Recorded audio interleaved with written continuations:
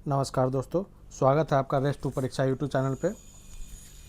आज के इस क्लास में हम यूरोपियन कंपनी का इंडिया में जो अराइवल हुआ उसको समझेंगे, क्रोनोलॉजिकल बेस पे भी समझेंगे और उसका इस्टेब्लिशमेंट का क्या हुआ, और हम आगे जो भी कंपनी आए थे यूरोपियन कंपनी उसके बारे में जो जो इम्पोर्टेंट की फैक्ट्स है जो एग्जाम पॉइंट ऑफ व्यू से आपके इम्पोर्टेंट है, जैसे कि बात करें बीपीएससी हो गए, बिहार एसएससी हो गए, स्टेट पीसीएस हो गए, एसएससी की बात करें, इन सब जगह इस चैप्टर से भर भर के क्वेश्चन आपको देखने को मिले हैं।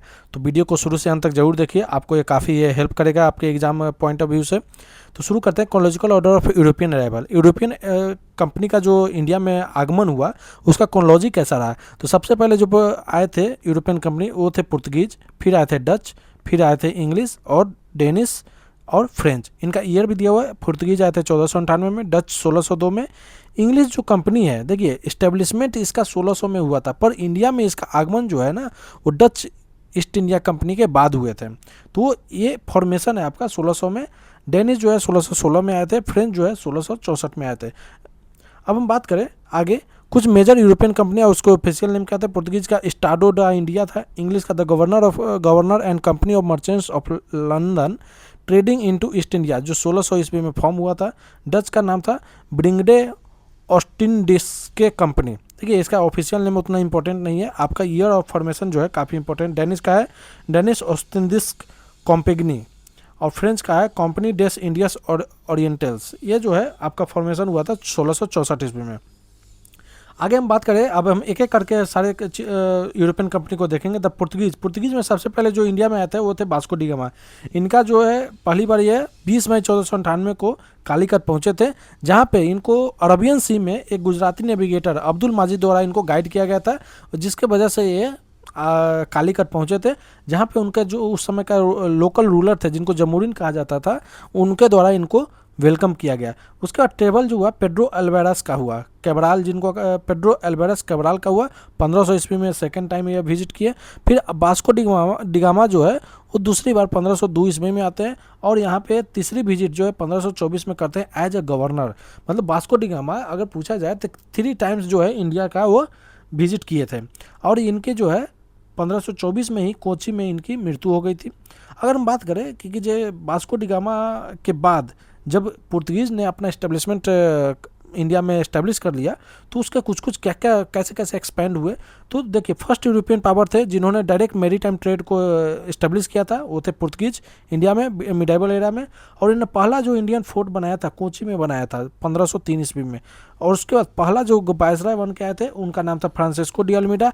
इनके से रिलेटेड एक बहुत इंपॉर्टेंट पॉलिसी है blue water policy. Blue water policy है कि अरबियन जो भी सी है, अरबियन एरिया में अगर किसी को ट्रेड करना पड़ेगा तो इनसे जो है परमिशन लेना पड़ेगा। तो ये एक तरह से blue water policy Francisco de Almeida से रिलेटेड है, जिसका मेन एम क्या था, controlling sea routes rather than inland territory, sea routes को कंट्रोल करना। उसके बाद है अल्फोंसो डी अल्बुकर्क। इनको जो है पुर्तगीज पावर का, इंडिया में जो पुर्तगीज पावर का एस्टेब्लिशमेंट था उसका रियल फाउंडर माना जाता है। इन्होंने गोवा को कैप्चर किया सुल्तान ऑफ बीजापुर से 1510 ईस्वी में। क्वेश्चन पूछा गया है। इन्होंने इनकरेज किया था इंडिया में लोकल वोमेन से मैरिज मतलब कि शादी करे, ताकि यहाँ से ज़्यादा से ज़्यादा जो है क्या कहते हैं, एक तरह से अपना प्रॉपर जो पॉपुलेशन है और इस्टेब्लिशमेंट है उसको और स्ट्रेंथ कर सके। और इनकी मृत्यु जो है गोवा में हो जाती है। उसके बाद बात करें कि पहला जो बंगाल फैक्ट्री जो पुर्तगीज द्वारा बनाया गया था वो हुगली में बनाया गया था। बाद में इस हुगली को जो है एक as a base of piracy use किया गया था। लूट खसोट की जो है एक अड्डा बना दिया गया था, जिससे जो है उस समय के शाहजहां, जब वो रूलर थे, मुगल एम्पायर के रूलर थे, उनको इससे काफ़ी नाराज़गी हुई और उन्हें इस तरह से वहाँ से पुर्तगीज को मतलब क्या कहते हैं हटा दिए। उसका कार्टर सिस्टम क्या है, कार्टर सिस्टम नवल ट्रेड का परमिट था, एक तरह से परमिशन था, पास सिस्टम था जो कि इंट्रोड्यूस किया गया था। सारे मर्चेंट शिप्स को ज़रूरत था कार्टर सिस्टम, मतलब कि एक तरह से पास सिस्टम। इंडियन ओशन में अगर चाहते हैं कि ट्रेड करे तो ये कार्टर सिस्टम से उनको ट्रेड परमिट लेना पड़ेगा, और इसके लिए पुर्तगीज को उनको कस्टम ड्यूटी पे करना होता है। क्रॉप्स और कल्चरल कल्टीवेशन भी जो है पुर्तगीज का काफ़ी था। इन्होंने टोबैको, रेड चिल्ली, पोटैटो, मेज, टोमेटोज, कैस्यू, मतलब आपका क्या काजू एंड प्रिंटिंग प्रेस इंडिया में जो है इनके द्वारा इंट्रोड्यूस किया गया था। ड्यूरेशन की बात करें तो पहली बार ये आए थे 1498 में, और सबसे लास्ट में गए थे ऑपरेशन विजय जब गोवा में हुआ था 1961 में, तो सबसे फर्स्ट आए पुर्तगीज और सबसे लास्ट में भी गए थे। उसके बाद बात करें डच की, एक नीदरलैंड की कंपनी थी। इनका जो की सेटलमेंट की बात करें तो पहला जो ट्रेडिंग पोर्ट इन्होंने बनाया था मसूलीपट्टनम में 1605 ईस्वी में बनाया था। और इन्होंने बंगाल फैक्ट्री पहली बार जो है 1627 ईस्वी में पिपली में इन्होंने इस्टेब्लिश किया था। लेटर इनको शिफ्ट किया था चिंसूरा 1653 में, और वहाँ पे उन्होंने फोर्थ गुस्तावुस बनाया था। इन्होंने पटना में पहली बार फैक्ट्री एस्टेब्लिश किया था 1632 ईस्वी में। डिफीटेड द पुर्तगीज इन कोची, कोची में इन्होंने पुर्तगीज को हराया था। टू बिल्ड फोर्ट विलियम, जहाँ से फोर्ट विलियम बनाए थे आज के टाइम में मॉडर्न कोची में ये लोकेटेड है। मिंटेड गोल्ड कॉइन्स, इन्होंने गोल्ड कॉइन बनाया था जिसको पैगोडाज कहा जाता था।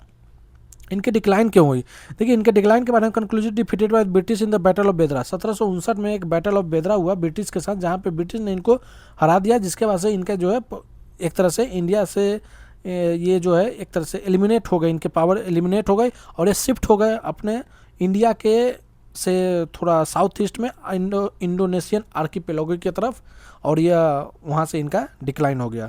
आगे बात करते हैं ब्रिटिश के बारे में। तो ब्रिटिश का अर्ली चार्टर जो है इनका 11 कंपनी था, जिनको जो है ट्रेड परमिट मिला था 1593 में। फिर था जॉन मिंडेलेन, इन्होंने अराइव किया था इंडिया लैंड रोड के थ्रू 1599 में। क्वीन एलिजाबेथ वन, इन्होंने ग्रांट किया था रॉयल चार्टर। रॉयल चार्टर मतलब लाइसेंस ग्रांट किया था 31 दिसंबर 1600 ईस्वी में, जहाँ पे यह जो है रॉयल चार्टर दिया गया था ब्रिटिश ईस्ट इंडिया कंपनी को। उस समय जो इम्पेरर थे, इनको ध्यान में रखिएगा, जब ब्रिटिश ईस्ट इंडिया कंपनी का फॉर्मेशन हुआ था तो इम्पेरर थे अकबर, जो मुगल के गद्दी पे बैठे थे जब ईस्ट इंडिया कंपनी का फॉर्मेशन लंदन में हुआ था। अब बात करें कि मुगल कोर्ट डिप्लोमेसी, तो मुगल कोर्ट में डिप्लोमेसी के लिए दो आए थे ब्रिटिशर्स। एक थे विलियम हॉकिंस, जो कि जहांगीर के कार्यकाल में आए थे 1609 ईस्वी में, और इन्होंने जो है इंग्लिश खां का टाइटल इनको दिया गया था। फिर आए थे सर थॉमस रो, ये भी जहांगीर के कोर्ट में आए थे 1615 में as an ambassador of king James one के एम्बेसडर बन के आए थे।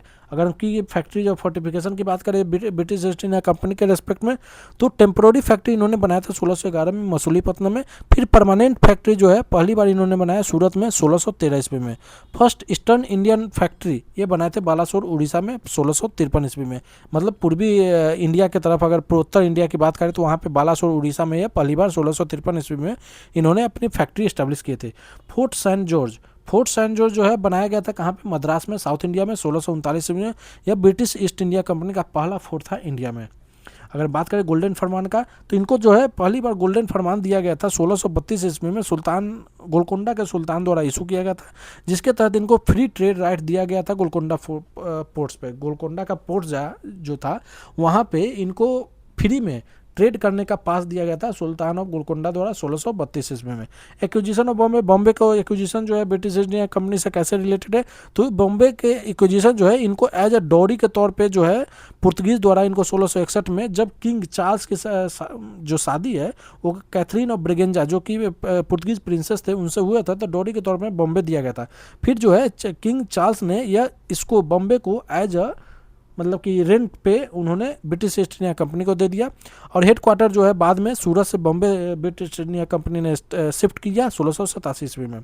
बात करें कन्फ्लिक्ट विथ मुगल के साथ इनके कन्फ्लिक्ट के बारे में, तो सर जॉन चाइल्ड इन्होंने क्या किया था ना कि इन्होंने हज में जा रहे यात्री को जो है इन्होंने बंदी बना लिया था। तो औरंगजेब जो एम्पेरर थे उन्होंने इनके साथ युद्ध किया और इनको यहाँ से एक्सपेल कर दिया, बाहर कर दिया था 1688 ईस्वी में, ताकि ब्लॉकेट किया था पोर्ट और कैप्चर मक्का के जो पिलग्रिम्स थे इनको इन्होंने कैप्चर कर लिया था। इस वजह से कलकत्ता का फाउंडेशन जॉब चार्नोक द्वारा किया गया था। ठीक है, सुतानाती पहले बोला जाता था, फिर इसको कलकत्ता बोला गया। बाद में फोर्ट विलियम जो है बनाया गया हुगली रिवर पे विथ जो है चार्ल्स आयर जो है इसके पहले प्रेसिडेंट थे। अब बात करें डेनिस की, तो डेनिस का अराइवल जो है 1616 में ईस्वी में हुआ था। इनका पोस्ट पहली बार जो इस्टेब्लिश किया था पोस्ट वो थे त्रांकीवीर जो कि तमिलनाडु में है 1620 ईस्वी में। श्रीरामपुर बंगाल में इन्होंने 1755 में अपने स्थापित किया था अपने फैक्ट्री को। Shrirampur become the famous missionary centre, यह बहुत बड़ा मिशनरी सेंटर भी बाद में बना था। अगर एग्जिट के बाद अनेबल टू सस्टेन कंपटीशन, यह जो है ब्रिटिश जब इस दौरान में जब ब्रिटिश बहुत ही अपने मतलब क्या कहते हैं उसको अपना पावर को और बढ़ा रहा था, तो ये जो है उस कंपटीशन को सस्टेन नहीं कर पाए और यह जो है अपनी सारी संपत्ति जो फैक्ट्री थी वो ब्रिटिश को बेच के 1845 ईस्वी में यहाँ से चले गए। लास्ट में आता था फ्रेंच। अब फ्रेंच का काफ़ी इम्पोर्टेंट रोल भी रहा है। और काफ़ी इंपॉर्टेंट रहा एग्जाम पॉइंट ऑफ व्यू से, क्योंकि इनके दौरान इनके और ब्रिटिश के बीच में 3 कर्नाटिक वार्स भी हुए थे। तो बात करें इनके फाउंडेशन की, French French sorry French east India company की, तो इनका पावर जो इंडिया में आया था 1668 ईस्वी में आया था। 1664 में लुई 14 के अंतर्गत जो है इस कंपनी का फॉर्मेशन हुआ था। और मिनिस्टर कौन था? तो मिनिस्टर थे कोलबर्ट। अगर राजा की बात करें तो लुई 14, और मिनिस्टर किसके द्वारा बनाया गया था? तो कोलबर्ट के द्वारा। की फैक्ट्रीज की बात करें तो पहला फैक्ट्री 1668 में सूरत में बनाया था। इन्होंने फोर्ट लुइस बनाया था पौंडीचेरी में। फोर्ट ऑर्लियंस या चंद्रनागौर में इन्होंने इस्टेब्लिश किया था। स्ट्रेटजी की बात करें, डुप्ले जो है इनको काफ़ी मतलब कि बोला जाता है कि डोमेस्टिक पॉलिटिकल डिस्प्यूट में इन्होंने काफ़ी इंटरवेन किया था। और यही डुप्ले हैं जिन्होंने की एक तरह से सब्सिडियरी अलायंस, जो कि बाद में सब्सिडियरी अलायंस को जो इनके द्वारा किया गया था, ब्रिटिश द्वारा यूज किया गया था, उसके जो स्टार्टिंग जो थे, इस आइडिया को इनोवेटिव वे में इस आइडिया को स्टार्ट किया गया था, तो वो डुप्ले द्वारा था। उसमें क्या था कि इंडियन टेरिटरी के अंदर कोई भी इंडियन रूलर है, उनके टेरिटरी के अंदर अपना बंदा को बैठा के उन्हीं के खर्च पे जो है अपनी सारी चीज़ों को, उनके इंटरनल मैटर में इंटरवीन करने का जो पॉलिसी था वो डुप्ले द्वारा ही स्टार्ट किया गया था। ट्रेड नोट्स की बात करें, बिहार जो है की सोर्स था हाई ग्रेड साल्ट पीटर का सबसे ज़्यादा सोर्स बिहार था, जिसका यूज जो है गन पाउडर में यूज किया जाता था। ओपीएम का भी ग्रेट सोर्स था बिहार। उसके बाद बात करें इनके फ्रेंच और ईस्ट इंडिया कंपनी के बीच में 3 कर्नाटिक वार हुए, जो कि काफ़ी इंपॉर्टेंट है। पहला कर्नाटिक वार 1746 से 1748 में हुआ था, जिसमें इंग्लिश कैप्टन थे वार्नेट, और उन्होंने क्या कहता है ना, फ्रेंच शिप को कैप्चर कर लिया था, जिसके बाद जो है वो एक इमीडिएट कारण बना था, क्योंकि ऑलरेडी वार जो है वो एक ऑस्ट्रियन वार ऑफ सक्सेशन जो चल रहा था, मतलब कि यूरोपियन स्टेट में, उसका एक एक्सटेंशन था यहाँ पे, क्योंकि यहाँ पे जो है एक इमीडिएट कारण बना था कि जब इंग्लिश कैप्टन ने बार्नेट जो है वो फ्रेंच शिप को कैप्चर कर लेते, यह जो जब वहाँ पे ऑस्ट्रियन वार ऑफ सक्सेशन जब खत्म हुआ तो यहाँ पे भी यह युद्ध खत्म हुआ। और किस ट्रीटी के साथ खत्म हुआ? तो एक्स-ला-चैपेल ट्रीटी के साथ यह खत्म हुआ था। और ब्रिटिश जो है से जो मद्रास फ्रेंच ने कैप्चर कर लिया था, उसके द्वारा वापस ब्रिटिश को दे दिया गया इस ट्रीटी के तहत। सेकेंड कर्नाटिक वार 1749 से 1754 में, ये भी डिस्प्यूट जो है वो एक सक्सेशन डिस्प्यूट था। इसका कारण हैदराबाद में, जो कि हैदराबाद और कर्नाटक में, जिसकी वजह से एक मतलब कि प्रॉक्सी वार हो गया, मतलब कि आपका ब्रिटिश और फ्रेंच के बीच में। यह इनक्लूसिव रहा था, इसके कोई भी समाधान नहीं निकला था, ठीक है। इसमें ट्रीटी ऑफ पौंडीचेरी हुआ था, डुप्ले को इसके वजह से जो है मतलब कि फ्रांस वापस बुला लिया गया था। थर्ड कर्नाटिक वार 1758 से 1763 हुआ था। यह एक 7 साल का, इसे कहा जाता है 7 ईयर का वार था, युद्ध था। यह जो बैटल है, इसमें बैटल ऑफ बांडीवास काफ़ी डिसाइसिव बैटल था, जिसमें इंग्लिश की तरफ से सर आयरकूट थे और फ्रेंच की तरफ से काउंट डी लैली थे। यह इंड जब हुआ तो ट्रीटी साइन हुई, ट्रीटी ऑफ पेरिस कहा गया 1763 में। फ्रेंच मिलिट्री पावर को इसमें पूरी तरह से क्रश कर दिया गया, और इसी युद्ध के बाद जो है फ्रेंच को इंडिया में एक तरह से मतलब कि जो डोमिनेशन था उसको ख़त्म कर दिया गया, और यहीं से जो है ब्रिटिश जो है पूरी तरह से उभर के आया एक मोस्ट पावरफुल यूरोपियन कंपनी के तौर पे। अब ब्रिटिश की सुप्रीमेसी इसके बाद इस्टेब्लिश हो गई। तो इस वीडियो में आज हम इतना ही रखते हैं। ये पूरा यूरोपियन कंपनी का एक अराइवल का क्रोनोलॉजी था, जिसमें हम ब्रीफ वे में सारी चीज़ों को कवर किया। आपको वीडियो अगर पसंद आया तो वीडियो को लाइक कीजिए, शेयर कीजिए, और चैनल पर नया है तो चैनल को सब्सक्राइब करें। मिलते हैं अगले वीडियो में। Thank you. जय हिंद, जय भारत।